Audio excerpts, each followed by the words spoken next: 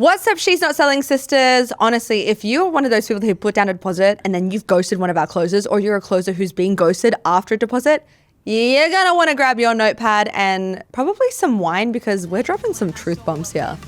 It's not an easy one, but it's a good one. I'll see you on the inside.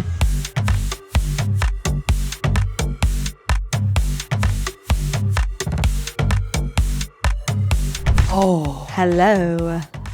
Oh my God, we should do it. We should do it. The ASMR. Wait, go back here. Episode. It didn't work. No. Someone's going to clip that up. Like, why would you want to buy from her? Me and Scott always joke about, like, remember being at school and you'd have an old teacher and they'd have sticky lips? And like the little... Don't. Now I'm just going to like... I know. That's why I keep drinking, because when my mouth gets dehydrated, it's just like... Nah. I hate it. It's so gross. You look like Mr. G just then. I love Mr. G. You know, he does the over-dramatized faces. Yeah, that's just me.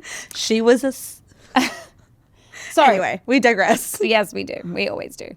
So in sales, I want to talk to you about this, because this is a huge, huge, huge problem. Just make sure I don't have sticky lips. Yes. I mean, yeah. Continue.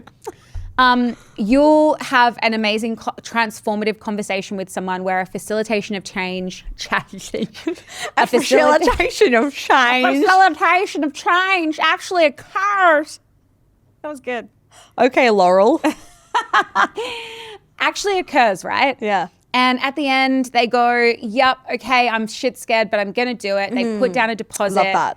And then they either ghost, or they start looking, because they're not fully stepped through that door. They start looking for all the reasons they shouldn't move forward, and it ends up falling through. So I wanted, Walk out the door. So I want to talk to you about a couple of things. Yeah. First, the side of, I guess, what went wrong in that initial sales conversation, and how, like, I guess what's going on in the potential client's mind as well. Yeah. And then also how to deal with that from a sales perspective, because that is like a real punch to the guts, right? Absolutely. You really have guided someone through that facilitation of change. You think you've guided someone through. You think, exactly. And then you get the deposit. You're so excited for them to really witness and have that transformation and change their life. And then it all falls through. And it's a hard pill to swallow. Absolutely. Well, first and foremost, what I think about when you say, let's talk about the sales side, is that I see a lot of closers rush to the mindset change. Right. Oh my God, I've handled them once, I've looped once, I've changed their life forever. Girl, if it was that easy, we'd all be living our best life. Really. Mindset, like real mindset work, has to be looped through a few times to really, really land. To really get to see someone that they're in a self-sabotaging pattern, they're in limiting beliefs patterns, they have a I'm not worthy, I'm not deserving to invest in myself, whatever it is. Yeah. You think one fucking reframe or analogy is going to do that for someone? No. So what happens is they might agree with you at a kind of they might agree with you at a bit of a superficial level, and they can see your point of view. They're like, okay, yeah, I can see that where I'm coming from is not actually serving me. So put down the deposit, then they'll go home. And because you haven't really hit in and anchored in that emotional safety for them to make that transformation, they're going to shit the bed, literally. And so for me, the closers need to go deeper with someone who's got a really deep-seated fear of that change. That's my opinion. You? Oh, this is so nuanced, because without having context of what happened, I mean, every single situation is going to be different. Sometimes you can literally, hand on heart, have done everything to facilitate a change within someone, and their own limitations, their own distortion, the way they view the world is getting in the way. They're allowing that person to drive. Yeah. So I think there's a couple of things you need to check for. I call it fantasy porn is the first one. Nice. You definitely don't want to take someone to a vision of their higher self that is too far in the future. Way too far away. Yeah. So like, let's say someone has 140 kilos to lose and you're like, girl, imagine if in 6 months you were down the beach in a little bikini. And you're 50 kilos ripped. Yeah. Like, she might get emotional about that, but there is no freaking way she's connecting with that high version. It's not a tangible thing. It's not. And this is like hypnotic selling, right? If you close your eyes and you visualize something, it should feel like it's close in your mind. Yes. Like, you should literally be able to feel like you can touch it. Yeah. And I'm telling you now, a person who has 140 kilos to lose, they're not touching that image of themselves 50 kilos down the beach in a bikini. Let's start with 110 kilos and getting out of bed with some energy. Yes, right. Yeah. So I think first thing is diagnose your own call. See if you actually connected to projected self, which needs to feel realistic and concrete. So don't take them to fantasy land. Like, let's get them into a place where it's like, all right, how much extra money do we want to make? Let's use she sells as an example. I want to make an extra 5K. Don't assume that's not enough. If that's what they say, connect her with that higher self first so that it feels like a step to take rather than a huge mountain to climb. Yes. Oh my God. I was marking someone's RPP the other day and I liked that they were being really playful. They were like, oh, is that all you want? Like, let's go bigger. That's nice as an entry point. But then when we're in vision, she lost her. Yeah. So it was nice for her to be like, oh, well, I guess I can have more. Like, yeah, let's talk about what that could look like. Okay, that was really nice. Now I want to bring it to reality. If we're bringing it back to reality, instead, this woman was making 5K per month. She just said another 5K. That's 10K. But what this closer did is she went with the highest thing that the girl said. Eventually, if by some chance, I'd love to make 30K per month. She's like, you're making 30K per month. And she had her eyes closed, but you could just see that she wasn't really in it. All you had to do in that moment is literally just say, imagine you've just earned another 5K and you've just worked slightly less than what you do now, but you're at home or you're even just closing by the pool. Does that feel like that's something that's really close to you? That would have hit so differently. So I love that you just said that, fantasy porn. Oh, totally. Yeah. And like something else, there's a big misconception in solution that we have to connect them with desire. Desire is like sexy. It's like porn, right? It's like it almost feels unrealistic. So something that you're actually trying to achieve in solution is making the distortion they make decisions from clear, visible. So if you have like, let's use a effort distortion. If you see everything as hard and overwhelming, then your connecting to vision needs to be more about, hey, like the first step in all of this is just realizing that you can have a career that doesn't make you feel XYZ. Yeah. When you don't have to go into the office. Exactly. If you have what are the distortions? It's like effort distortion. It's self-worth distortion, which is you don't think you're worthy of success. Yeah. So if you have a self-worth distortion, you literally cannot physically see yourself being successful. Yeah. So if you're creating this huge, big vision about like, 30K months, you're this boss in a babe private in first jet, class, like all that's not happening landing. is they're making them feel worse and worse and worse and worse. Yeah, they're right? like, that's not me. Exactly. I put a deposit down, but I don't truly believe that I could ever have that, so I'll go ghost you. Exactly. And then the last distortion is risk distortion. And this is like a really, really big, important one that people need to understand is, and I spoke about this earlier, the loss of immediate. So like something immediate is always going to feel riskier than a long-term loss. So the most important thing to do here is to make that invisible loss visible. Nice. So they're not thinking like, oh, in a year if things don't change, like I'm going to be the same. They're thinking there's no risk there. Yeah. No, babe, there's a risk there. Let's talk about the risk that actually is involved there, because you're only focusing on the immediate risk, which is like, I'm going to lose my salary. I'm going to lose that security and stability. But the risk of you staying the same and continuing to accept the anxiety, the crying to work every day, you think there's going to be no consequences or no risk involved in that? Yeah, absolutely. Let's talk about it. Yeah, absolutely. Yeah, so if you are in solution and you're connecting to someone's future self that they actually don't really connect with, then of course, as soon as they get off the call, even if you're able to persuade them. Which we never want to do, by the way. No, exactly my point, because I feel like we can be very persuasive and influential, which can sometimes be masked as, I'm so excited for you and like, this is going to change your life. Yeah, this is where salespeople get the name of being like master manipulators, right? Right. Yeah. Yep. I think if you've done that, you've managed to get a deposit. Yeah. You actually haven't facilitated a change. Yeah.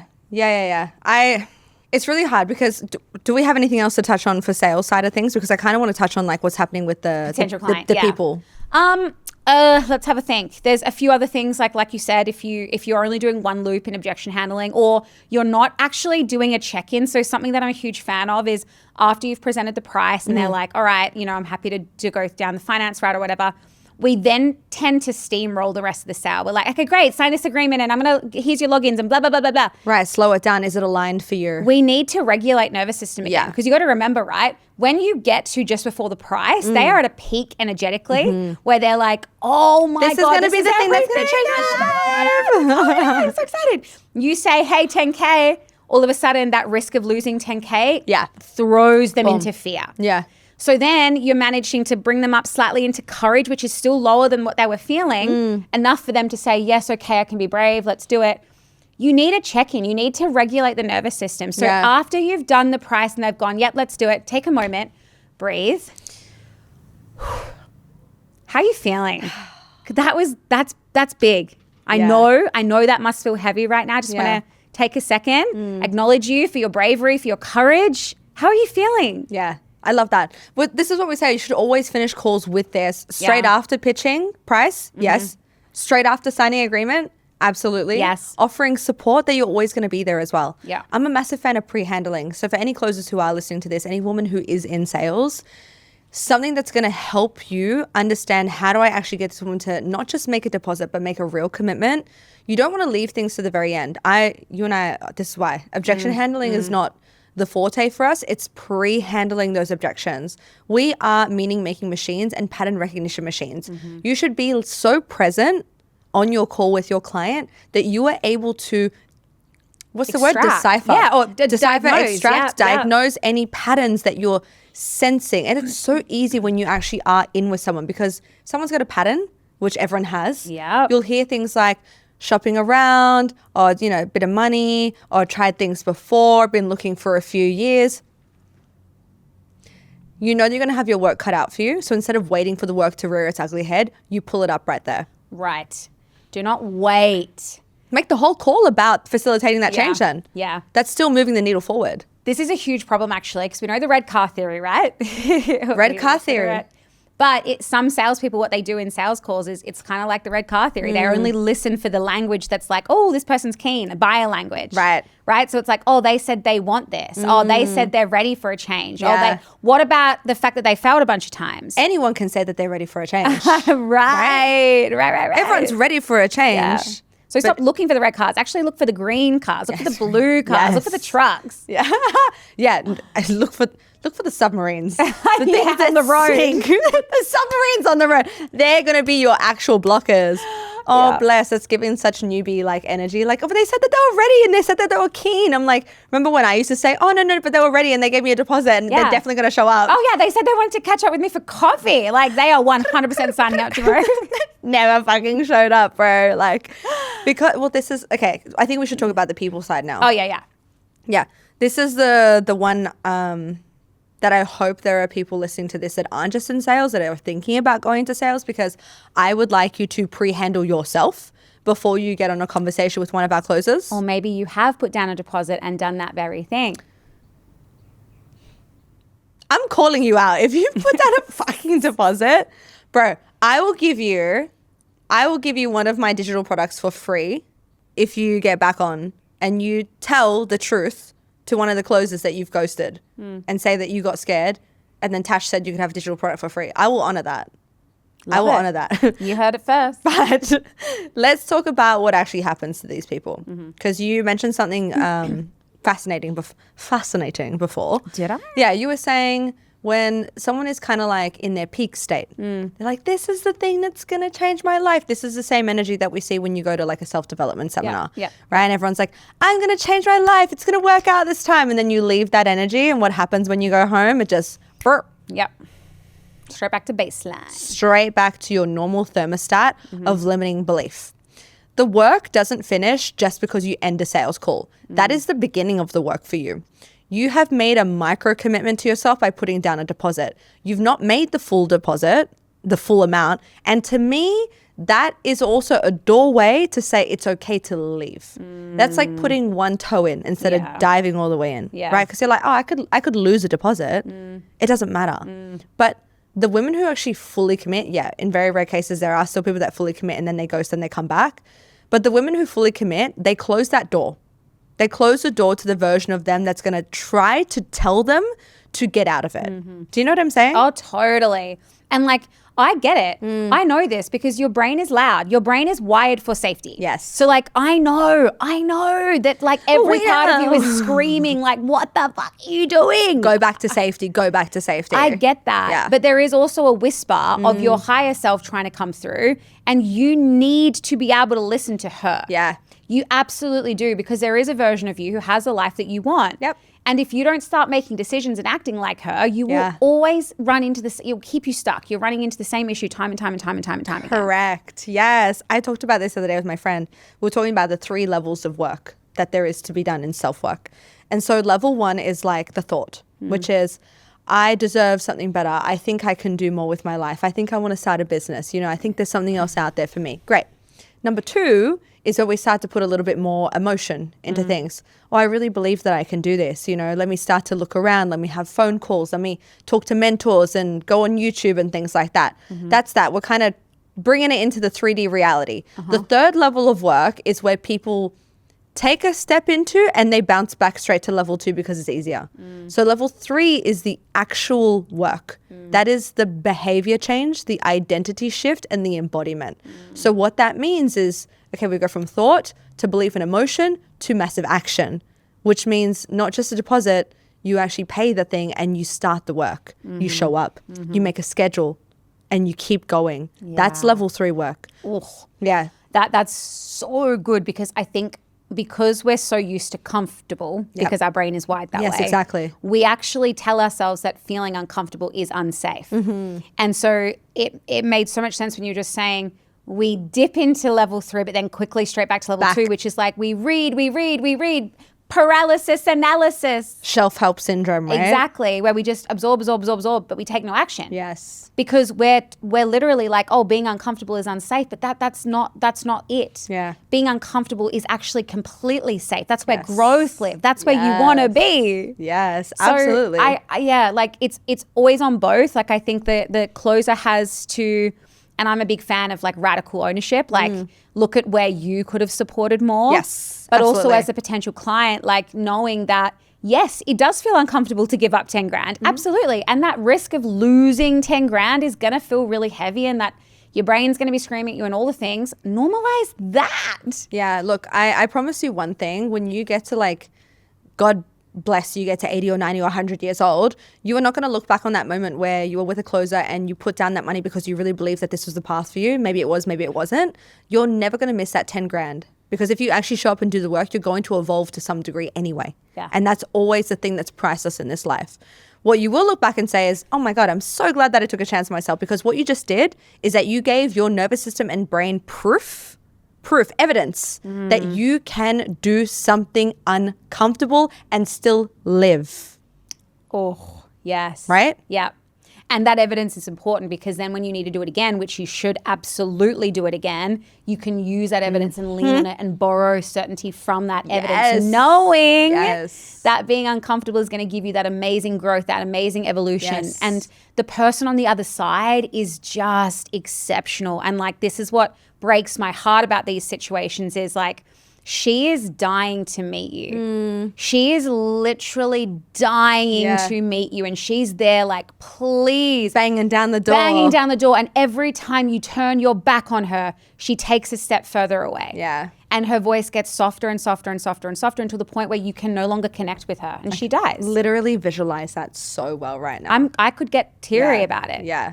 That's insane. Why would you want to turn away from your higher self when you could just turn around, put the key in the fucking door, open the handle, Give her and a say, hug. come in. Yeah. I'm sorry I didn't listen to you before. Yeah. Right? So what Brooke was saying before, when you borrow that certainty, when you are looking for that state change again, when you do put down a deposit for our program or anyone else's program or anything else in the future that's going to make you uncomfortable because you need to change, you will borrow that evidence that you had where you did one hard thing. You will live. You will live. But you get to decide, do you want to live with the results and rewards of you actually doing the work, or do you want to live with the regrets of you saying, oh, but it was just too scary? And this is what's amazing about congruency and the closer having done hard things before is you don't need to have evidence in that moment. you can borrow the evidence and you can can. borrow the certainty from the person that's trying to facilitate the change, but you still have to allow yourself to take the step. Like we Yes. can't force you to sign on that dotted line. We really Correct. can't. I mean, some closers might try, but We don't bulldoze. No, we don't bulldoze. It's like we're detached. You want to change your life, great. You don't, like that's The on next you. person will want to. Exactly. But at the end of the day, borrow their certainty. When they're telling you this is going to change your life, like they're not just lying to your face, like it's going to change your life. And if you don't yet have that certainty in yourself and that conviction in yourself, borrow theirs until you do. I have a little story here that's perfect for this because I feel like a lot of women look at me and they're like, oh, you're so confident, blah, blah, blah. Yes, great. Like I just had like a mini panic attack before, which is something that I don't experience, which our editor will lovingly cut out. But when we had our first live event, you'd know it, I was fucking nervous as shit. Really? I was so, I was so nervous because I want to facilitate such beautiful change in people. So my expectations on myself are very high. And I'm like, man, what if I don't meet these expectations? Because I had not done a live event before. I've not seen myself in that situation, only in visualizations and manifestations. What I did is I borrowed from my OG, my Tony Robbins. I borrowed his energy, his state change. I allowed him and God to come through my vessel. This is something that we don't get taught either because this is really like esoteric knowledge in the spiritual realm. We're all divinely connected by one at an energetic and frequency level. If you can't borrow from yourself, borrow from someone else. You are connected to them. I am Brooke, Brooke is me. We understand. Borrow from someone else that you admire. Step into their energy and say, please, I allow you to come in and help me make this really hard decision right now. I haven't seen myself in this situation, but I like how they've handled that. Borrow their conscious energy. I guarantee you it works. That is so amazing. And like, just as an FYI, like you would not have known that you were nervous. Thank you. Like I remember even like, I was like, hey, do you want to come up to my room and practice? You were like, nah, I'm in the bath. And I was like, what's that? Okay. You're like, I'm looking at my slides for the first time. I'm like, what? I was like, I'm in the bath, I'm in the pool. Yeah. You like one of the best pieces of advice that I ever got from my multi-level marketing days was fake it till you make it. And while I like don't really like the language fake it till you make it, I feel like you're the epitome of that because you were just so detached. There was no way. Yeah. And you know what I love most about that is you were kind of like my anchor because Scott was fucking nervous wreck. And he's like sweating, like everything was on the slides. And so like I had either to anchor my energy in that or you. And I was like, well, obviously I'm going to anchor it in Tasha's because she's so chill. She's so detached from this. She's like, I've got this. I'm going to crush it. And I'm I like, was Tony Robbins. That's why. And so I was like, that was the most beautiful thing to witness. You crush it on stage, which you absolutely did. But I was like so anchored in your calmness that you were actually able to regulate my nervous system. And then in turn, I was able to regulate Scott's. Yeah, that's how it works, right? This is what I mean. Law of divine oneness shows that we are interconnected. So if you can have one strong person and that has to be the closer on the call, must be the one who's anchored in certainty and conviction, that will allow someone to maybe not even step into your energy, step into their own higher self, but call in someone else that they admire. And closers, this is a technique that you should learn to actually walk your client through. Yeah. Absolutely. In this moment, if you need to borrow certainty, that is okay because if you're lacking the evidence in your own life, it is okay. But who could you look at right now in your life that you admire that is making that change? Anyone on Instagram, any speakers, any celebrities that you look up to, your mom, your aunt, whoever it is, walk them through the process and see them embody that state change. That, from that state, is where they can make a decision. And I saw this the other day. We don't make decisions based on conditions. We make decisions based on the state we are in. Oh, absolutely. We never base it. Yep.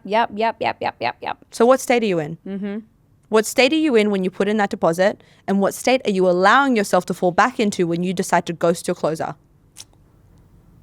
There you have it. There it is. It's like the writing's on the wall, really. It's like you don't we've spoken about this before. It makes me angry. It's like, I can tell it. Yeah, I'm like, I just gotta, how do I say this? Like the awareness piece is so important. Yes. Because like once you're aware of how you make decisions and who you allow to drive the vehicle when you are making a decision, then you can reframe yourself. Yes. It's like, okay, Cindy, I see you in the See front what seat yeah, there. kinda I see you Yeah. screaming, this is risky. Right? Like hop in the back because you cannot drive this vehicle any further. Yeah, I'm taking over. Yeah, exactly. taking My over. future self is taking over. My higher self, my projected self. Like I want the her in captain the now. driver's seat. Yes. I'm the captain now. I'm the captain now. And you know what? Give Cindy a big hug because she's only trying to keep you safe. And like we don't shit on her, but she's not ever gonna help you evolve and change. Correct.